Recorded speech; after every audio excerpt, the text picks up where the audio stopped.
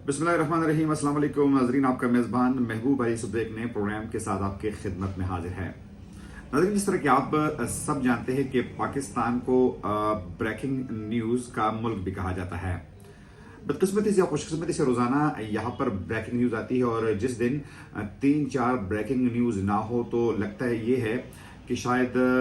कुछ मसला है या शायद कुछ सियासी हलचल जो है उसमें कमी आई है। लेकिन सियासी हलचल में इस मुल्क में कमी नहीं आती, और रोज़ाना 3-4 ब्रेकिंग ऐसी खबरें जिसको न सिर्फ मुल्क की मीडिया पर अच्छी खासी कवरेज दी जाती है, बल्कि बैन अवी मीडिया भी इन खबरों को अच्छी तरह जो है वो कवरेज देते हैं। सबसे पहले आज हम बात करेंगे एक नई डेवलपमेंट की। पाकिस्तान तहरीक इंसाफ के मरकज़ी रहनुमा असद उमर ने ट्वीट किया है कि इस वक्त पीटीआई की जिन 44 अरकान कौमी असम्बली की इस्तीफे अब तक मंजूर नहीं की गई है, तो उन हवाले से स्पीकर कौमी असम्बली को एक ईमेल कर दी गई है, और उनसे ये रिक्वेस्ट की गई है कि अगर आप हमारे तमाम अरकान के असम्बली कबूल नहीं करते और आपने इस तरह स्टेप वाइज इस्तीफे कबूल करने का अमल जो है वो शुरू किया, तो अब तक पाकिस्तान तहरीक इंसाफ के तकरीबन 70 अरकान कौमी असम्बली के इस्तीफे मंजूर किए थे, तो इस वक्त भी 44 अरकान ऐसे हैं कि जिनके इस्तीफे मंजूर नहीं किए गए हैं। तो असद उमर के ट्वीट के मुताबिक कौमी असम्बली के स्पीकर राजा परवेज अशरफ को ये रिक्वेस्ट की गई है कि अब हम वापस असम्बली में आना चाहते हैं। 44 अरकान कौमी असम्बली जो है वो असम्बली में वापस आना चाहते हैं, और यकीनन उनकी वापसी के 2 बड़े मकासद हो सकते हैं। सबसे पहले मकसद ये है कि अगर ये 44 अरकान असम्बली में वापस आते हैं तो यकीनन कौमी असम्बली में अपोजिशन लीडर का ओहदा जो है वो दोबारा पाकिस्तान तहरीक इंसाफ को मिल जाएगा। और एक जो तैयारी की जा रही है कि आइंदा जो एक निगरान सेटअप बन रहा है, तो यकीनन उसमें सबसे पहले शर्त यह है कि उसमें उस वक्त के वजीर आजम और अपोजिशन लीडर का सलाह मशवरा वो बहुत ज़रूरी होता है। तो पाकिस्तान तहरीक इंसाफ ये समझती है कि अगर वो असम्बली में वापस आते हैं तो बतौर अपोजिशन लीडर के उनका इनपुट होगा, और यकीनन जो निगरान वजीर आजम आगे इलेक्शन से पहले होगा तो उसमें उनकी मशावरत होगी, जो कि उनके लिए फ़ायदेमंद साबित हो सकती है। इसके अलावा दूसरी बड़ी जो अहम इस वक्त ज़राए के मुताबिक जो पीटीआई समझती है वो ये है कि आमतौर पर कौमी असम्बली में एक अहम पोजीशन जो है वो है पब्लिक अकाउंट्स कमेटी की चेयरमैनशिप। तो पाकिस्तान तहरीक इंसाफ भी समझती है, चूंकि माजी में ये रवायत रही है कि आमतौर पर ये ओहदा जो है ये अपोजिशन लीडर को दिया जाता है, तो अगर वो दोबारा कौमी असम्बली में वापस आते हैं तो जो पब्लिक अकाउंट्स कमेटी की चेयरमैनशिप है वो उनको मिलेगी, और यकीनन उसके बाद वो एहतसाब कर सकेंगे तमाम खर्चों के, तमाम माली मामलात के जिस वक्त हुकूमत कर रही है। तो इन बातों के लिए वो वापस आना चाहते हैं। और कल ये एक बहुत बड़ी नई डेवलपमेंट थी कि जब असद उमर ने कहा कि उन्होंने बाकायदा कौमी असम्बली के स्पीकर को एक ईमेल की है जिसमें ये उनको आगाह किया गया है कि जो 44 अरकान हैं वो अपने इस्तीफे वापस लेना चाहती है। इसके अलावा नाजरीन, जो दूसरी बड़ी खबर है वो कल एक और डेवलपमेंट हुई थी कि जब पंजाब के निगरान वजीर आला के लिए खबरें गर्दिश कर रही थी, और एक तरीकाकार बना हुआ है कि जब निगरान सेटअप बनता है तो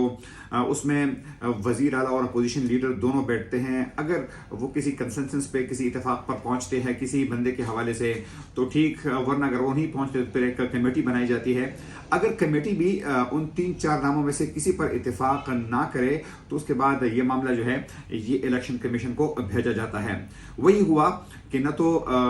वजीर आला पंजाब और अपोजिशन लीडर में कोई इत्तेफाक हो सका, उसके बाद जो एक कमेटी बनाई गई थी उनमें भी कोई इत्तेफाक नहीं हो सका, जिसके बाद ये मामला इलेक्शन कमीशन को दिया गया। और उसके बाद जो 4 नाम दिए गए थे, जिसमें से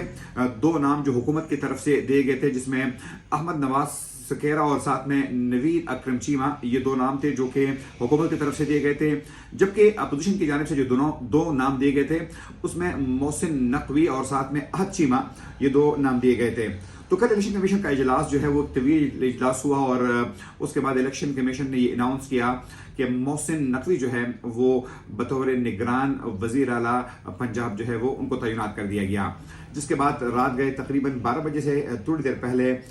जो गवर्नर पंजाब थे बलीगुर रहमान, उन्होंने उनसे उस ओहदे का हल्फ भी उठा लिया। ताहम उसके बाद जो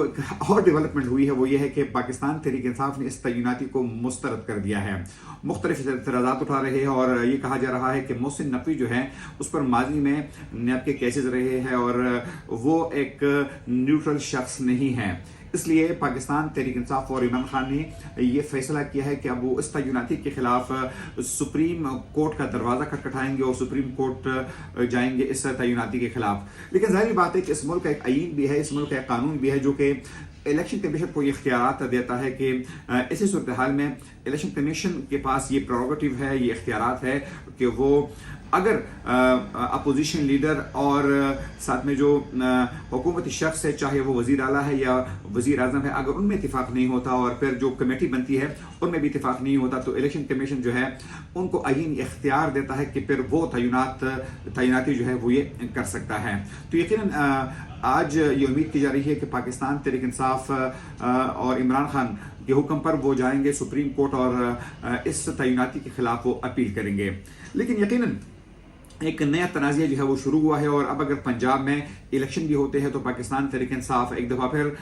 یہ نعرہ ضرور لگائے گی کہ ان کے ساتھ کرپشن کی گئی ہے یا جو جس بندی کی تعیناتی کی گئی ہے تو یقیناً وہ نیوٹرل بندہ نہیں ہے اور وہ ان کے خلاف رہا ہے۔ ناظرین، اس کے علاوہ جو تیسری بڑی اہم خبر ہے اور جو ایک اور بریکنگ نیوز ہے وہ شاہ محمود قریشی نے کل میڈیا ٹاک کرتے ہوئے یہ بات کی ہے کہ سابق وزیر اعظم نواز شریف کی واپسی کے لیے جو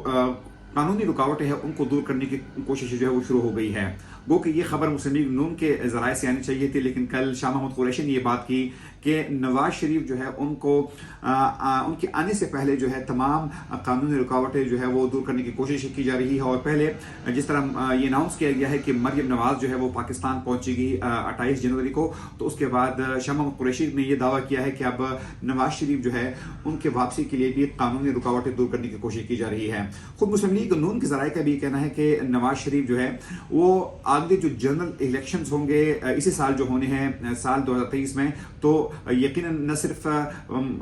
جو ٹکٹس ہیں مختلف قومی اور صوبائی اسمبلیوں کے وہ خود نواز شریف اپنے ہاتھ سے بانٹیں گے، بلکہ وہ پورا کمپین بھی خود چلائیں گے۔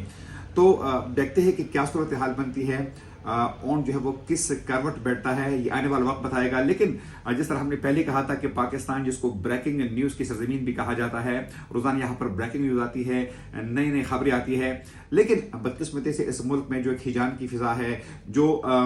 مختلف سیاسی پارٹیوں میں خاص طور پر پاکستان تحریک انصاف اور ان کے جو مخالف پارٹیاں ہیں ان میں جو ایک کشمکش کی فضا ہے وہ ختم ہونے کا نام نہیں لے رہی، بلکہ اس میں مسلسل اضافہ ہو رہا ہے۔